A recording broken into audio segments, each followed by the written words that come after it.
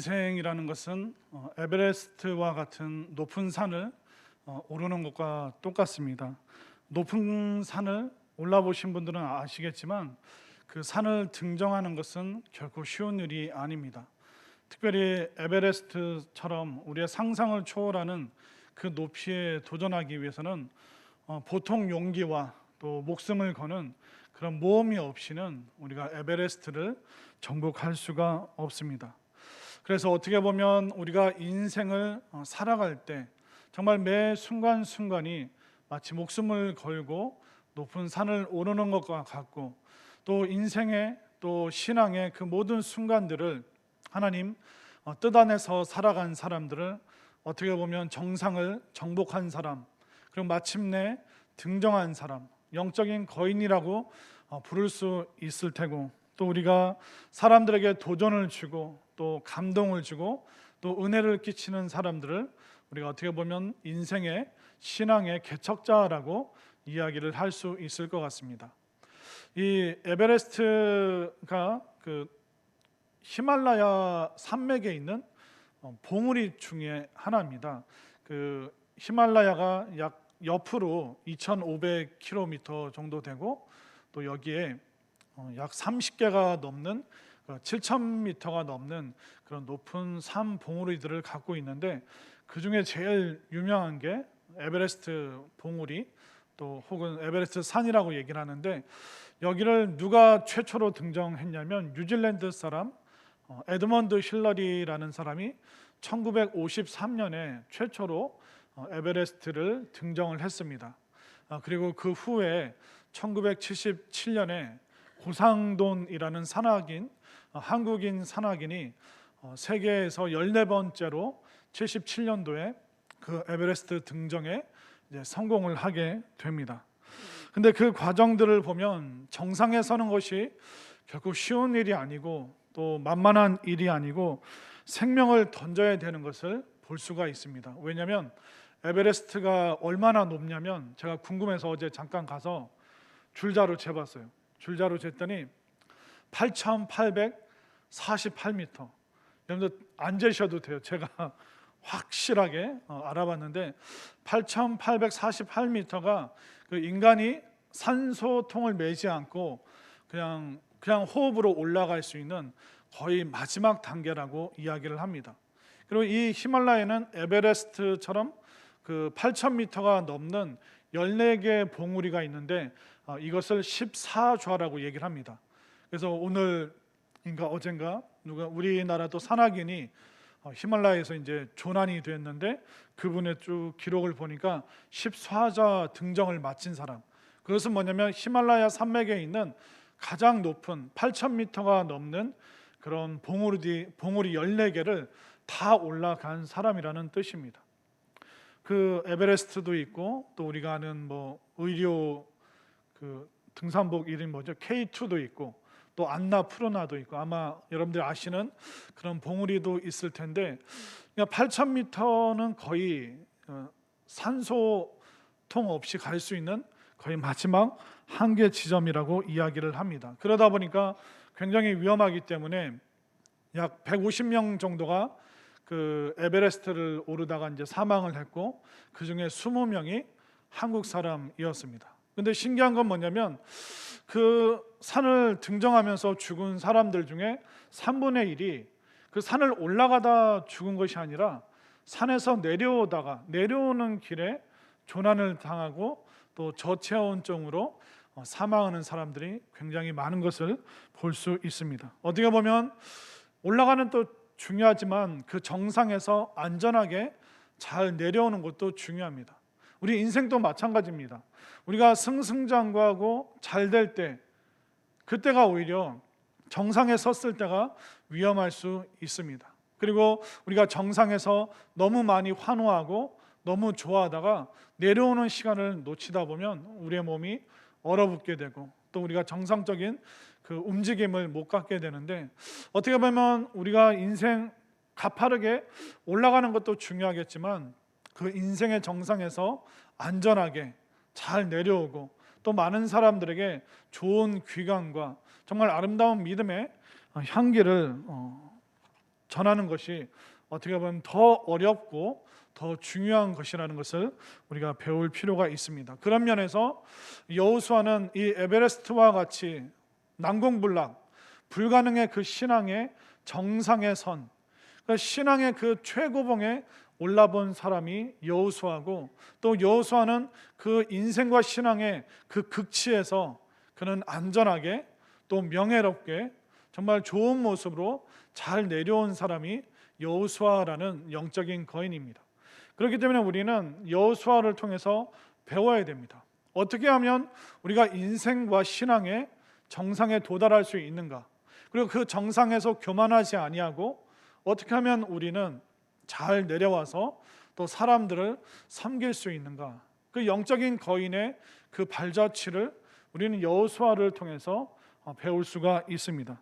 그러면 오늘 먼저 여호수아를 통해서 인생과 신앙의 정상 그 최고봉에 오를 수 있는 방법이 무엇인가? 먼저 첫 번째는 하나님의 인도하심을 받는 것이 신앙의 인생의 최고봉에 오를 수 있는 가장 좋은 첫 번째 방법입니다. 하나님의 인도하심을 받아야 됩니다. 여호수아는 혼자 가나안 땅에 들어간 것이 아니라 끊임없이 인도함을 받았습니다. 에베레스트라는 산을 정복할 때도 등산인 혼자 올라가는 것이 아니라 세르파 아니면 셀파라고 얘기하는데, 그 네팔에 사는 고산족의 도움을 받아야 됩니다. 그 사람들은 태어날 때부터 높은 산에서 자라고 거기서 살았기 때문에 어떤 고산병에 걸리지 않고 굉장히 체력이 강인합니다. 그 사람들의 도움을 받아야지만 이 최고의 산악인들이 그 마지막 정상 8,000m가 넘는 그 산을 점령하고 정복하고 올라갈 수 있는 것입니다. 높은 산에 오를 때 누군가의 도움을 받아야 되듯이 우리의 인생과 신앙도 인도함을 받아야 됩니다. 여호수아는 모세의 인도함을 참 잘 받았습니다. 그는 모세가 인도하는 대로, 이끄는 대로 그는 잘 따르는 사람이었죠.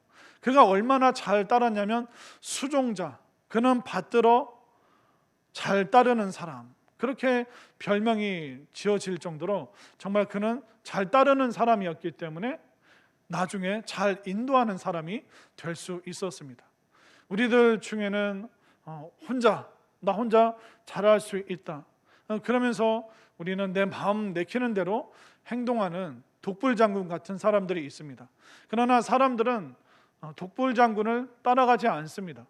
왜냐하면 독불장군은 한 번도 누군가를 따라보지 못했기 때문에 누군가를 인도하지 못합니다. 그러나 여호수아는 독불장군이 아니라 수종자, 잘 따르는 사람이었기 때문에 그가 인도하는 그 위치에 섰을 때 또 잘 인도하는 사람이 되었습니다. 그래서 우리는 영적 지도자, 또 하나님께서 세우신 그 사람들의 인도함을 잘 받을 때 우리는 마침내 하나님의 말씀도 우리가 순종하고 따를 수 있는 사람이 되는 것입니다. 우리가 사람들의 인도함 받아야 됩니다. 그리고 궁극적으로는 하나님의 그 인도하심을 우리가 따라가야 됩니다. 왜냐하면 하나님의 인도하심을 왜 따라야 되냐면 하나님은 누구보다 높은 곳에 계십니다. 또 하나님은 누구보다 멀리 보십니다. 또 하나님께서는 그 누구보다 정확하게 우리의 상황과 형편과 여건을 아시기 때문에 누구보다 우리는 하나님을 따르고 또 하나님의 그 인도하심을 쫓아갈 때 우리는 신앙과 인생의 최정상에 설 수 있음을 분명히 믿으시기를 바랍니다. 왜 하나님의 인도하심을 받아야 되냐면 우리가 살아가는 인생에는 수많은 위험들이 있습니다. 여호수아에게도 동일한 위험이 있었는데 오늘 읽지는 않았는데 11장 1절부터 5절까지 보면 동서남북 사방에서 연합군들이 마지막으로 총 공격을 하게 됩니다. 그래서 여호수아 11장 4절 5절 말씀에 보면 그들이 그 모든 군대를 거느리고 나왔으니 백성이 많아 해변에 수많은 모래 같고 말과 병거도 심히 많았으며 이 왕들이 모두 모여 나와서 이스라엘과 싸우려고 메론 물가에 함께 진쳤더라.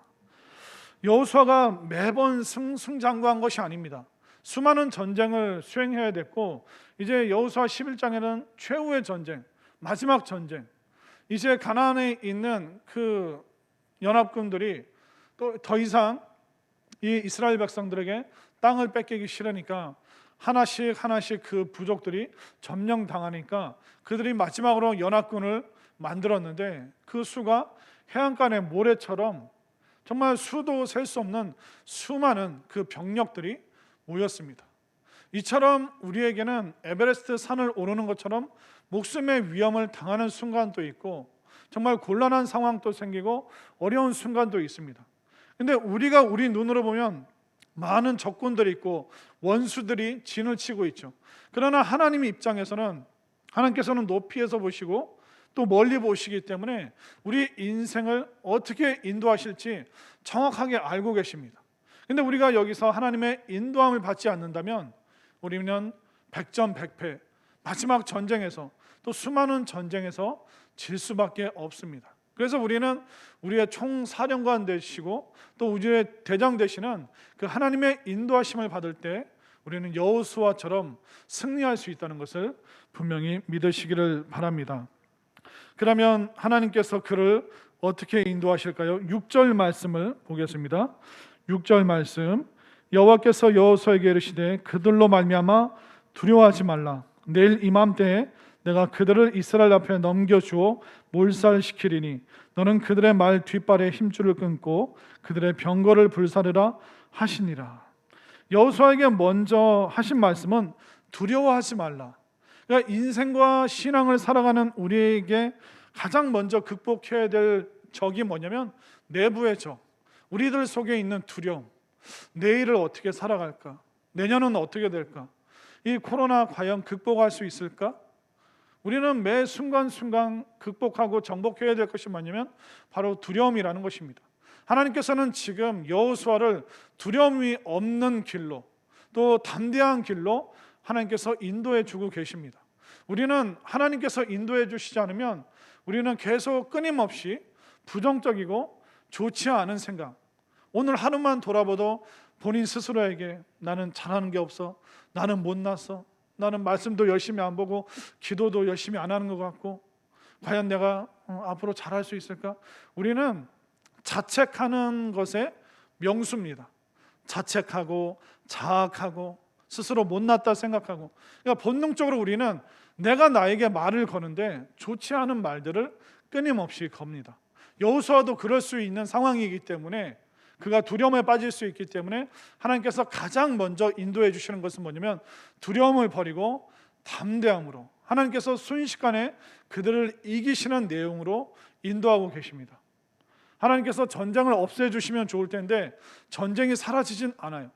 하나님께서 인도하시는 길은 뭐냐면 전쟁이 있지만 두려움 없이 담대함으로 그 길로 인도하십니다. 그래서 하나님께서 인도하시는 길은 위험하지만 그곳은 승리가 있고 또 넓은 길은 아니고 좁은 길이지만 그곳이 가장 복되고 안전하고 승리할 수 있는 길이기 때문에 하나님께서는 먼저 두려움을 정복하고 또 하나님의 인도하심 따라 살아가도록 여호수아를 지금 이끌고 계십니다. 그래서 우리가 해야 될 게 뭘까요?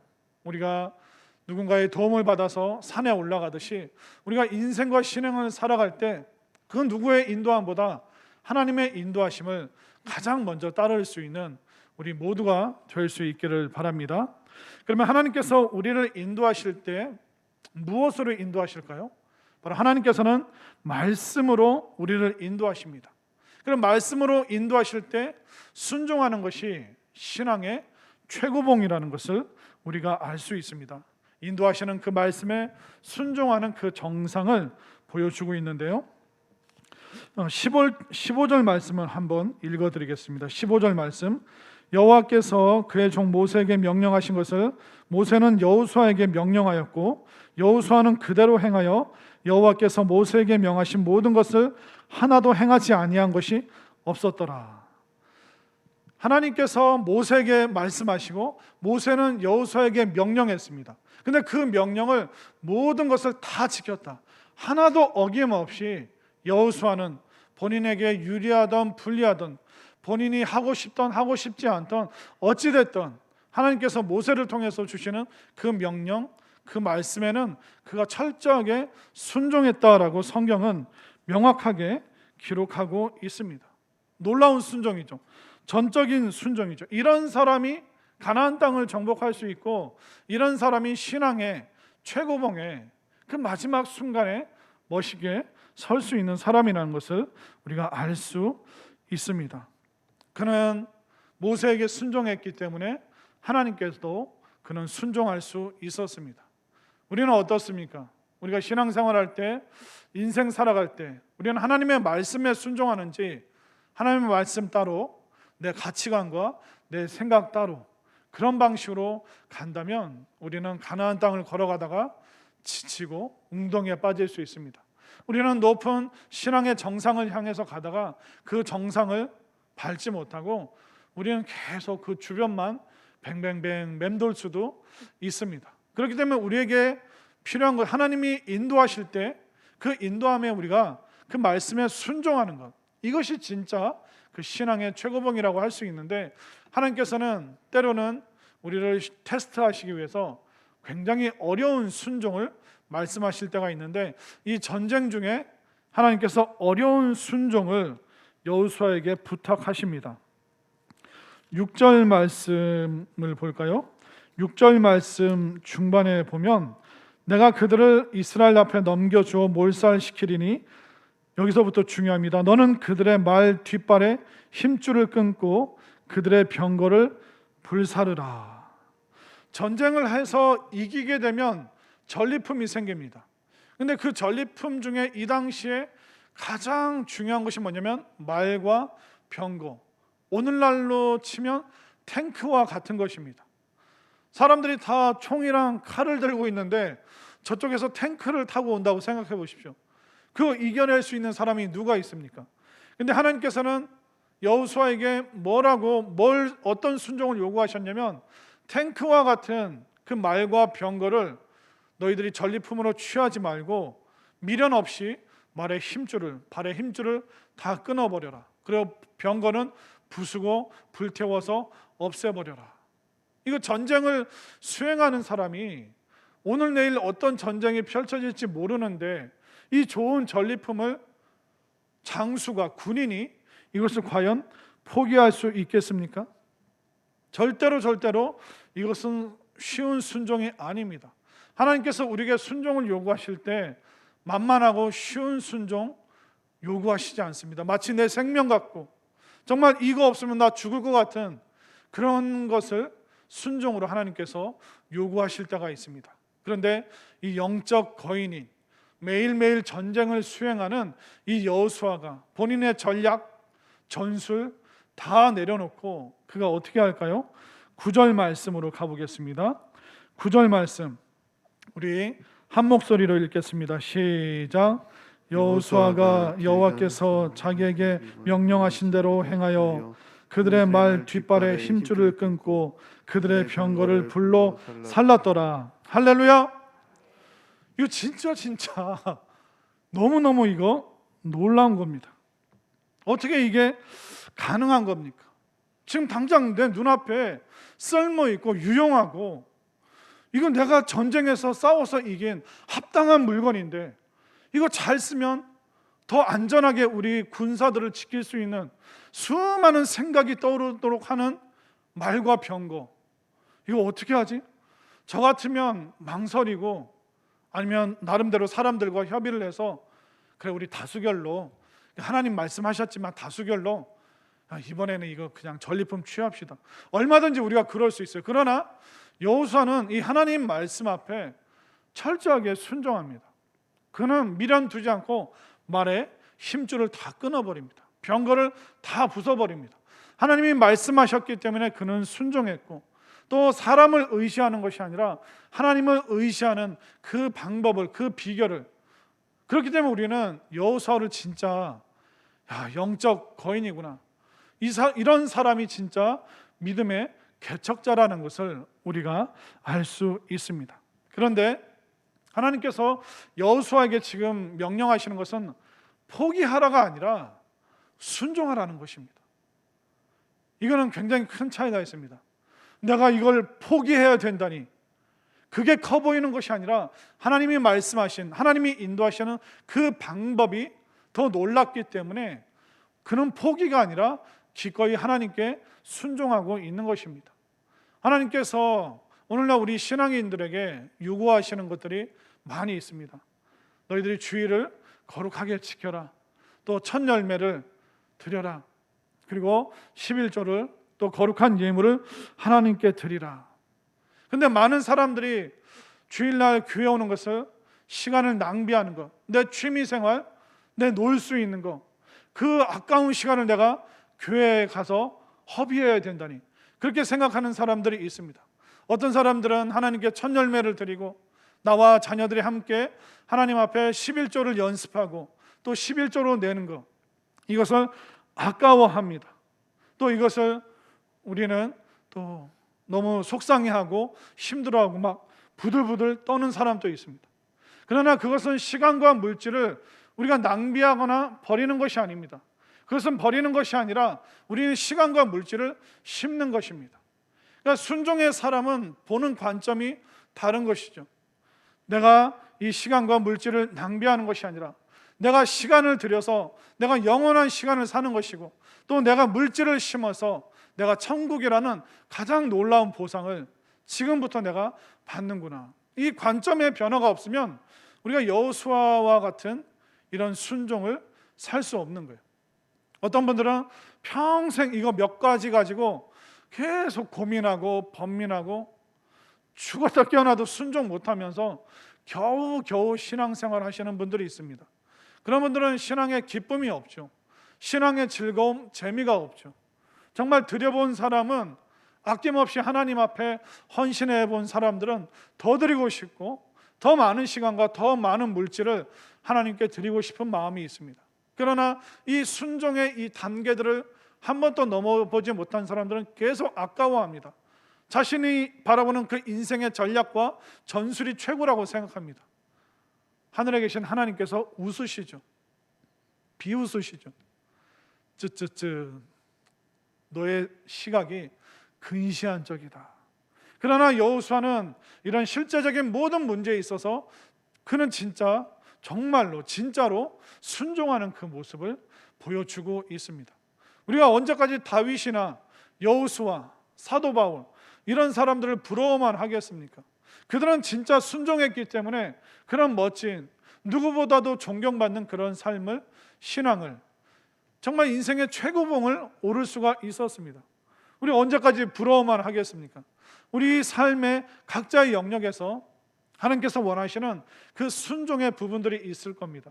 여러분들이 그거 하나의 벽을 뛰어넘고 또 그 다음 벽도 뛰어넘고 마침내 그것을 뛰어넘어서 가나안과 같은 축복의 땅이 여러분들에게 순종을 통해서 활짝 열리게 되기를, 신앙의 최고봉을 올라가 볼 수 있는 그 가슴 벅찬 감격이 여러분들에게 있기를 바랍니다.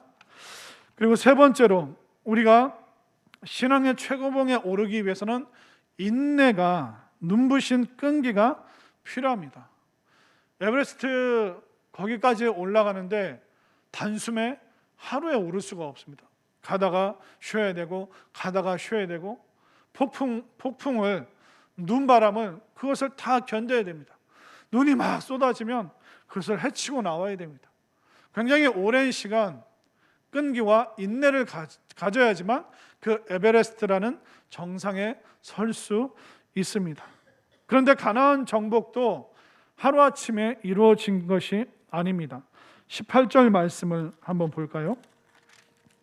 18절 말씀, 여호수아가 그 모든 왕들과 싸운 지가 오랫동안이라.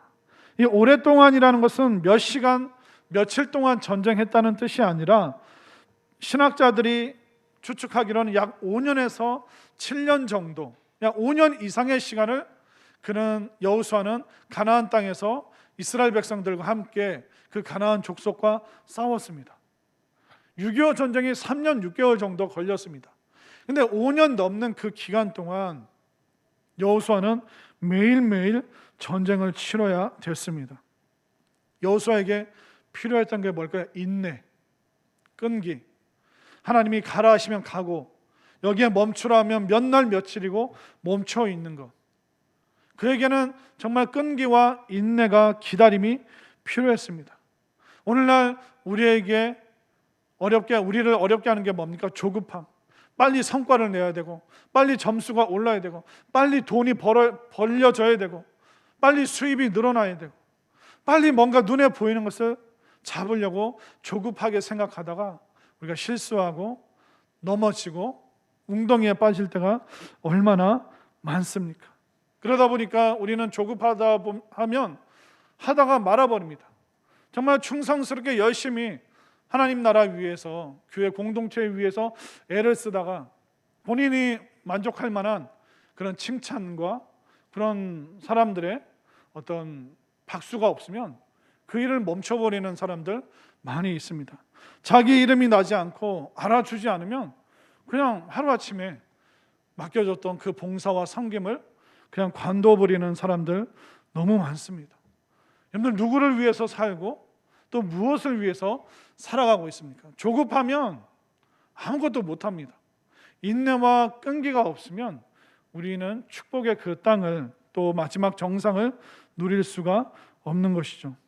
그래서 우리가 조금만 참으면 되는데, 인내하면 되는데, 이 코로나도 언젠가는 우리가 이기고 극복할 수 있을 텐데 조급하다 보면 우리는 실수하게 되고 잘못을 범할 수밖에 없습니다. 예전에 미국에서 있었던 일인데 어떤 부부가 사이가 좋지 않아서 헤어지게 됐습니다. 이혼을 하게 됐어요. 그런데 며칠 안 있다가 이 이혼한 아내가 복권에 당첨된 거예요. 그러니까 결혼 전에 복권을 샀다가 몇 주 후에 그 당첨된 사실을 알았기 때문에 이 남편이 이제 법원에 이제 소송을 건 거예요. 나에게도 그것을 배분받을 수 있는 권한이 있다. 법정에서 뭐라 그랬을까요? 다시 물을 수 없다. 헤어졌기 때문에, 그리고 헤어진 이후에 이 일이 일어났기 때문에 당신에게는 한 푼도 받을 수 있는 권리가 없다. 남편분들 조금만 참으세요. 좋은 날이 올 줄로 믿습니다. 그 남자가 조금만 몇 주만 참았으면 아내 덕분에 횡재했을 텐데 조급해서 서둘다가 복을 스스로 걷어차 버렸죠. 우리가 이 세상 모든 일은 다 인내하고 기다리는 겁니다. 우리가 아이를 키우는 것도 어떻습니까? 인내해야죠. 기다려야죠. 우리가 기도 응답 하루아침에 당장 오나요? 그렇지 않습니다. 어떤 기도는 우리가 평생을 걸쳐서 해야 될 때도 있습니다. 한 영혼을 구원하는 거 쉬운 일이 아닙니다. 한 가정을, 한 가문을 하나님께 데리고 온다? 만만치 않은 일입니다. 그때 우리가 조급하면 지칩니다. 우리는 기도를 멈춰버릴 거예요. 그러나 우리가 인내하고 끈기 있게 여호수아처럼 그 오랜 전쟁과 같은 그 시간들을 잘 견디면 마침내 그 땅에 전쟁이 그치고 평화가 임하고 하나님의 다스림이 있는 것입니다. 지금 여러분들 뭐 때문에 그렇게 조급하십니까? 지금 여러분들 서둘고 계시는 일이 뭡니까? 잠시만 여러분들이 그 시간에 기도하고 또 머물러서 하나님의 인도하심과 또 하나님의 말씀이 무엇인가, 이 조급하고 서둘러야 될 것 같은 이 순간에 내가 순종해야 될 것이 무엇인가, 여호수아처럼 다시 한번 여러분들을 끈기 있게 인내하면서 기도하면서 잘 기다릴 수 있는 여러분들이 되실 때 마침내 신앙의 그 최고봉에 오를 수 있음을 믿으시기를 바랍니다. 그리고 여호수아는 이 모든 땅을 점령합니다. 마지막 전쟁에서 그가 승리하고 나서 그가 뭘 했냐면 그 정상에서 내려와서 그는 많은 그 열매를 사람들과 나누게 됩니다. 자, 21절부터 23절 말씀을 한번 볼까요?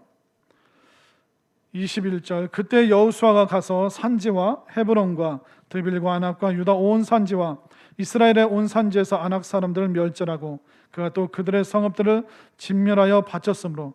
여러분들이 읽겠습니다. 시작. 이스라엘 자손의 땅에는 아낙 사람들이 하나도 남지 아니하였고 가사와 가드와 아스도데만 남았더라. 함께 읽겠습니다. 이와 같이 여호수아가 여호와께서 모세에게 말씀하신 대로 그 온 땅을 점령하여 이스라엘 지파의 구분에 따라 기업으로 주매 그 땅에 전쟁이 그쳤더라. 전쟁이 그친 이유가 뭡니까? 정복하고 나서 그 기업, 그 땅을 잘 분배했습니다. 그래서 그 12지파가 골고루 흩어져서 가나안 전체에서 하나님의 통치와 하나님의 다스림에 대해서 그들이 삶으로 살아내니까 그 땅에서 전쟁이 그쳤습니다.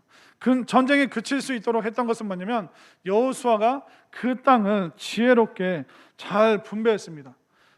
여호수아는 최정상에서 그것을 정복하고 나서 혼자만 누린 것이 아니라 모든 이스라엘 지파와 백성들과 함께 그 승리의 기쁨을 나눴기 때문에 그 나눔의 결과로, 섬김의 결과로 아름다운 열매를 모두가 함께 누릴 수 있었던 것이죠.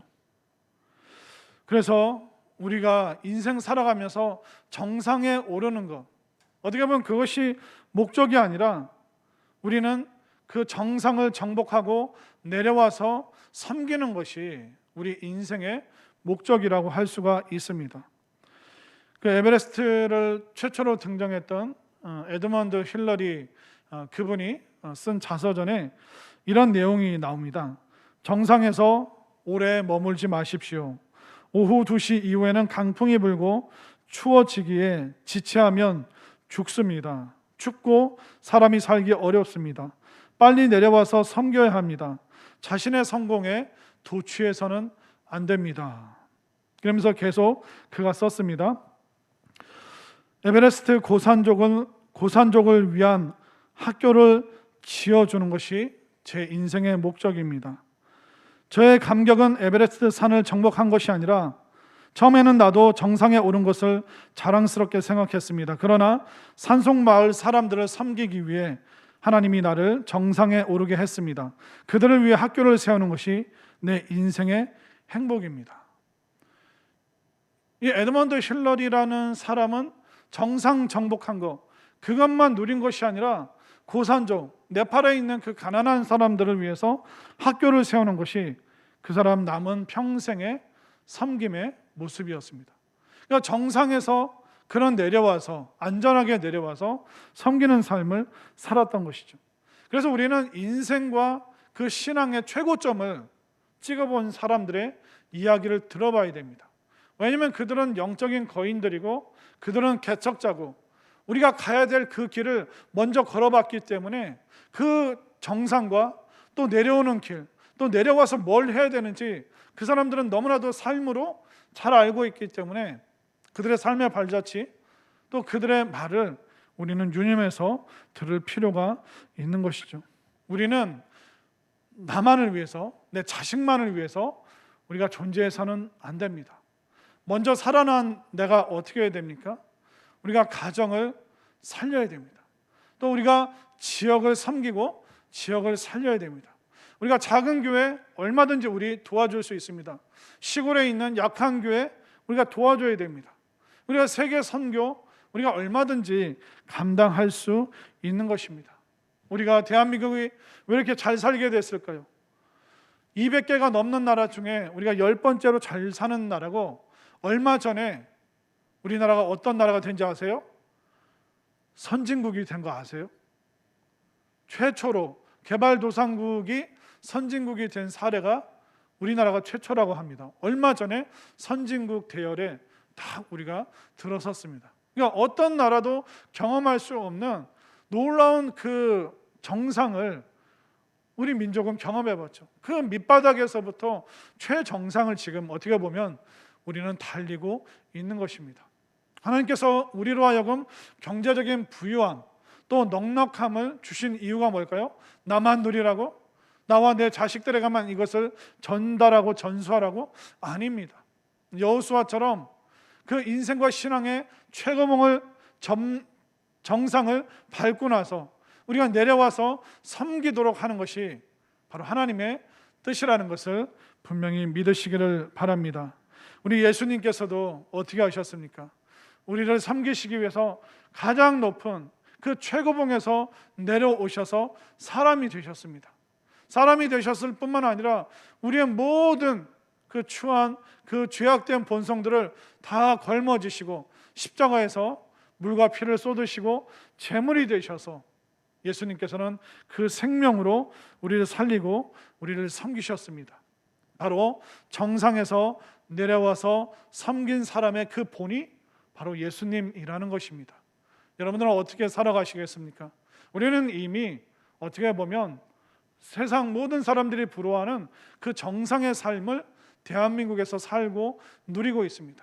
우리만 누리지 말고 이것을 많은 사람들과 나누고 작은 교회와 또 지역과 또 세계 열방 선교와 정말 많은 사람들이 하나님의 자녀가 될 수 있도록 하는 이 일에 우리가 시간과 또 물질과 마음과 기도와 정성을 다해서 정말 최고봉을 누릴 뿐만 아니라 내려와서 섬길 수 있는 우리 모두가 될 수 있기를 간절히 소망합니다.